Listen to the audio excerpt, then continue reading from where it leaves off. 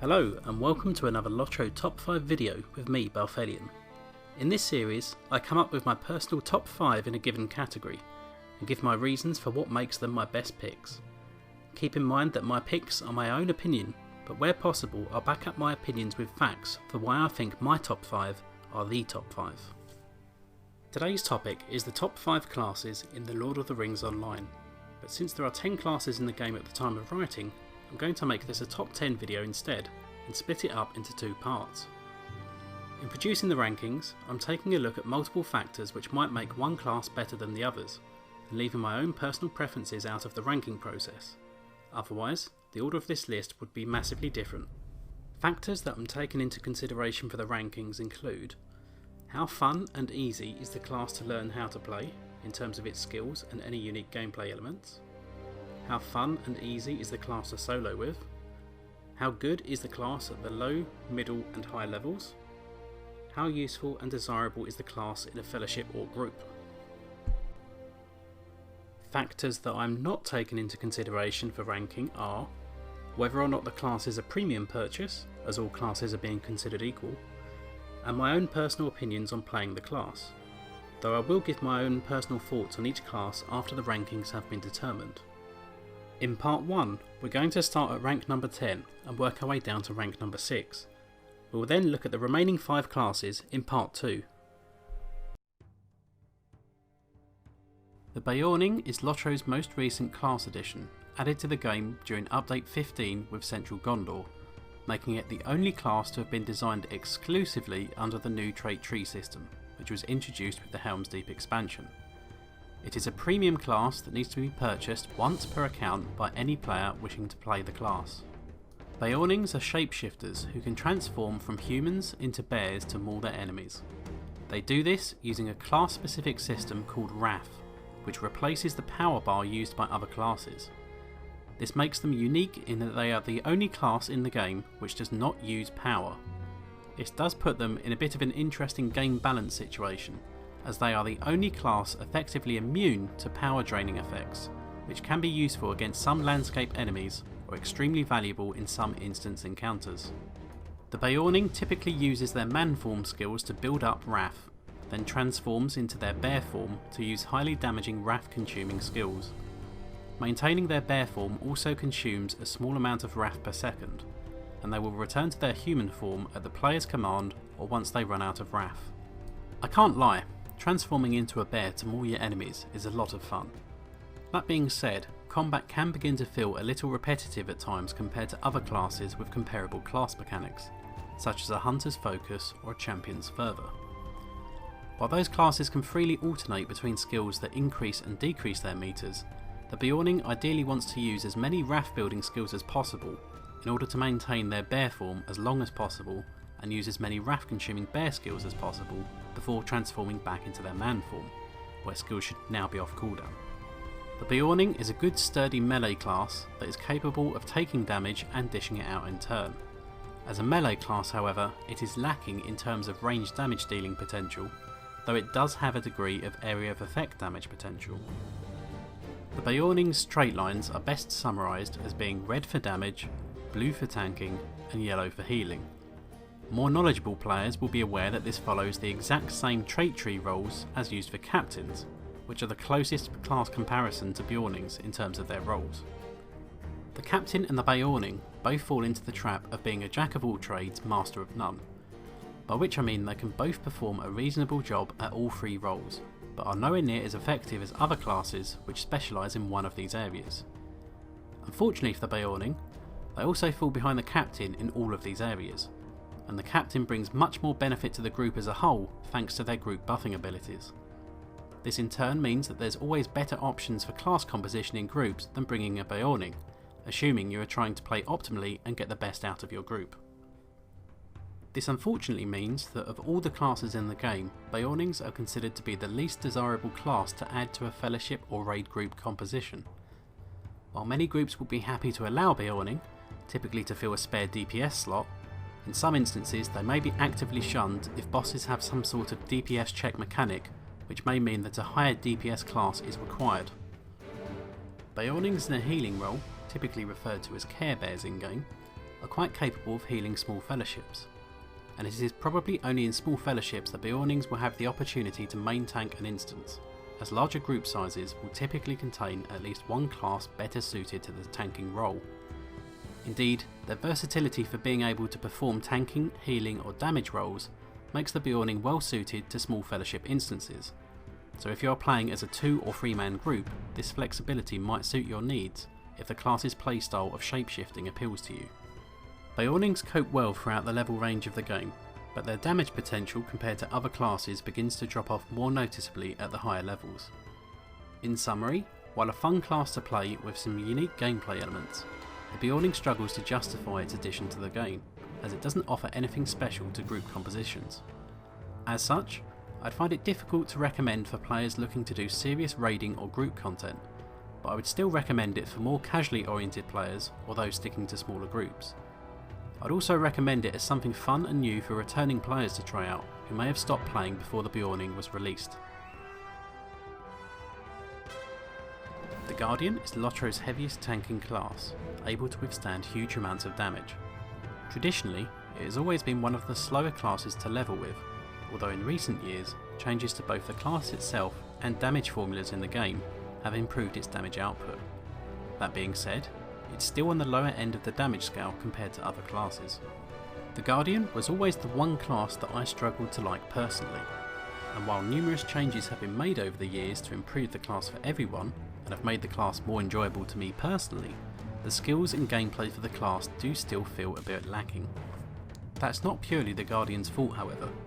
With threat mechanics being changed in the Helm's Deep expansion to be based purely on a multiple of damage dealt or healing done, rather than the hidden threat attribute that was increased for the usage of tanking threat building skills, I feel that tanking in general in LOTRO has lost a lot of its fun from earlier in its lifetime. All this is not to say that the Guardian is a bad class, as that's far from the case. Sure, it might not be the best class to level with, particularly as a solo player, but it does have great survivability. Arguably, it doesn't really come into its own around the mid-game, by which point it has its full arsenal of skills available for use, though with the addition of trait trees, that's a common criticism of a few classes. Like most tank and healer classes, it's in group play that the Guardian really comes alive, perhaps more so than its peers. In my opinion, how much you enjoy the Guardian will depend primarily on how much you enjoy grouping and performing the tank role in a fellowship. If that's not your playstyle, then there really are better options on the table for playing a melee class in solo play.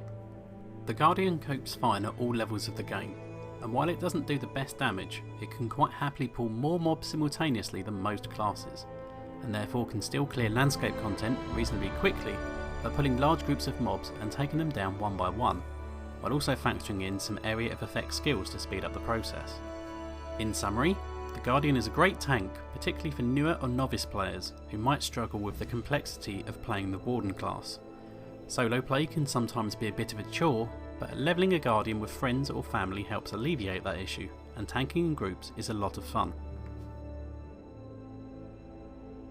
The Burglar is, alongside the Loremaster, one of the primary crowd control classes in the game. It is also a strong debuffer that can weaken enemies and buff their fellowship to deal more damage in combat.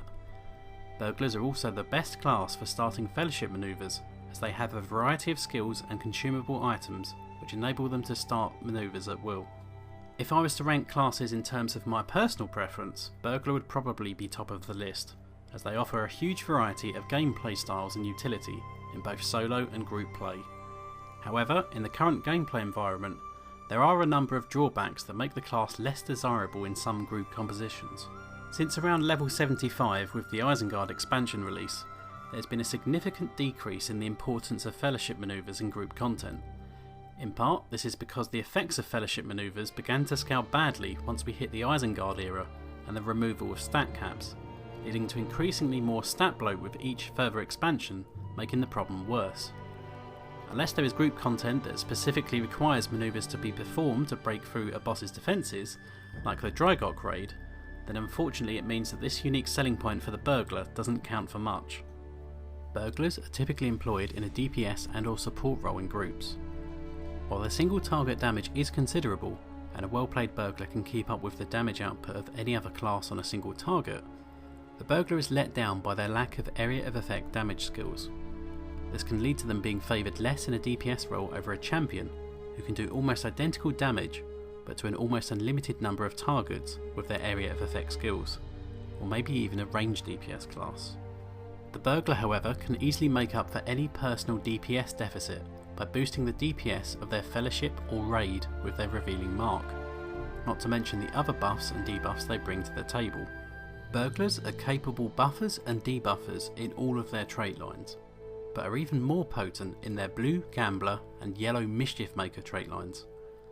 The yellow Mischief Maker gains the ability to apply 2 tricks on a mob simultaneously, and trick skills become area of effect. Meanwhile, the blue Gambler can apply one of, if not still the strongest single debuff in the game, in the form of a tier 6 disabling gamble. Burglars are very capable in solo play, and their ability to enter stealth to sneak past mobs makes their life a lot easier in situations where, for example, you may need to kill a boss enemy at the back of an enemy camp, but you don't want to fight the 30 mobs on the way to them. Indeed, their stealth gameplay is one of their unique selling points over other classes. Traditionally, the red Quiet Knife Burglar slightly outdamages their blue Gambler brethren, particularly at the higher levels. In the lower levels, however, these days I find that the blue Gambler Burglar is not only better at damage, thanks to having more skills to use and more bleeds, but also has vastly more survivability thanks to their passive healing on evades being quite overpowered at the lower levels. Indeed, to the extent that I have more survivability through my own abilities alone than my tank peers do. In summary, the Burglar is an incredibly fun class to play in both solo and group play, but is currently in need of a little love from the developers. Namely, it would benefit from receiving a few area of effect damaging skills and for fellowship manoeuvres to scale better into the late game and become relevant again. I would recommend the Burglar for players looking to play a more roguelike class or for those interested in stealthier gameplay. The Loremaster, along with the Burglar, is one of the primary crowd control classes in the game. It is also a strong debuffer that can weaken enemies. All Loremasters use animal companions as pets to aid them in combat, and they are the primary pet class in the game, with the only other class capable of using combat pets being captains with their humanoid heralds. Loremasters in the blue Keeper of Animals trait lines specialise in use of their pets to devastating effect. Loremasters are an advanced class to play, so may not be the best choice for new players unless you are determined to play a pet focused class. They have a slower pace of combat compared to many other classes, as a fair number of their skills are reliant on inductions, which can be off-putting to players who prefer faster combat, as LOTRO's combat system is already slower paced than most of its peers. With their pet being a core part of their gameplay, the Loremaster's own personal damage can be a little low in the early stages of the game, so don't be surprised if you are reliant on your pet to do most of the work in the early levels. As time goes on, the Loremaster becomes more potent at directly dealing damage themselves, and they are capable of unleashing some devastating burst damage. You can opt to play in the red Master of Nature's Fury line if you prefer to focus more on your own personal damage output, or the blue Keeper of Animals line if you prefer to have a more integrated experience with your pet. The yellow Ancient Master line is a more support and crowd control oriented trait line, and typically the more favoured role for a Loremaster in group and particularly raid situations. In groups, the Loremaster would typically be employed in a supportive role, providing debuffing and crowd control abilities to the group.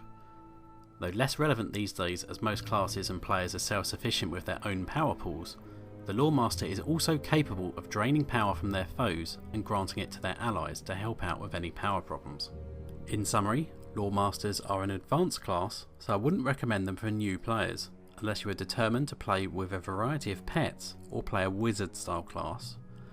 They are quite capable in both solo and group play at all levels, though it may take a while to get to grips with the pet and induction skill based combat in the early game, which could lead to a few early deaths if you play too ambitiously.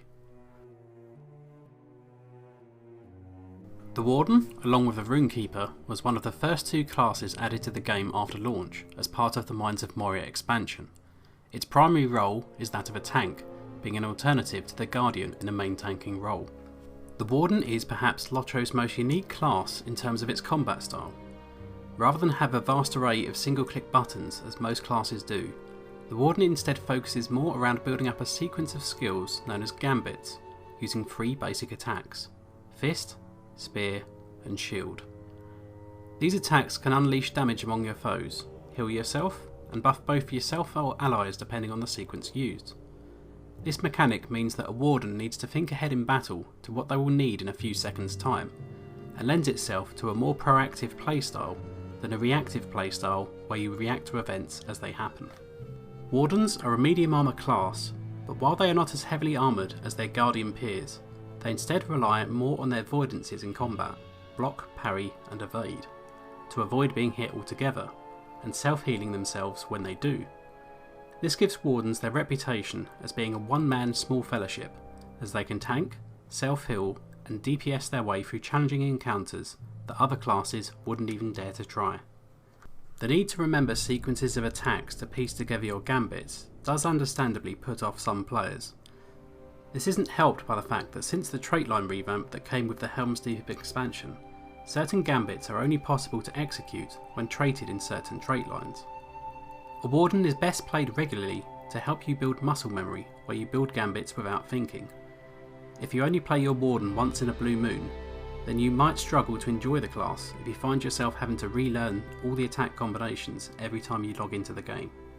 The Warden's trait lines break down into a melee damage roll for the red trait line, a range damage roll for yellow, and a tanking roll for blue. The yellow trait line isn't really as viable as the other two however, since a Warden can kill everything pretty fast, and a blue Warden will kill things a little slower but can pull half of Mordor at once in the process without dying. In groups, the Warden is expected to fulfill a main tanking role, so if you have no interest in playing a tank, other melee classes might be a better option for you. Wardens particularly excel in group situations, where tactics need a tank to be tanking mobs away from the main group, and where it would be difficult or impossible for the healer to protect both the group and the tank. The Warden can just look after itself while the healer focuses on everyone else in the meantime. Wardens are effective throughout the level range, although we'll need a few levels to gain access to some of their more potent abilities for both damage and self-healing, but they will be up to potential by the early mid-game, let's say around level 40. In summary, Wardens are an advanced class, and I wouldn't recommend one as your first character unless you are committed to playing the tank role, or are the kind of players who like to play the weird and quirky classes of any MMO you play. They are great in groups and solo play, and a great addition to the team if you plan to level as a duo or small group. That's all for part 1. Stay tuned to the channel for part 2 coming in the near future, where I'll cover the top 5 classes. Let me know what your thoughts are on the rankings I've decided. Do you agree that the 5 classes covered in today's video deserve to be in the lower half, or would you rank them higher? I'd love to know your thoughts and reasons. That's all for now though, so don't forget to like, subscribe and leave a comment on this video, and I will see you guys next time.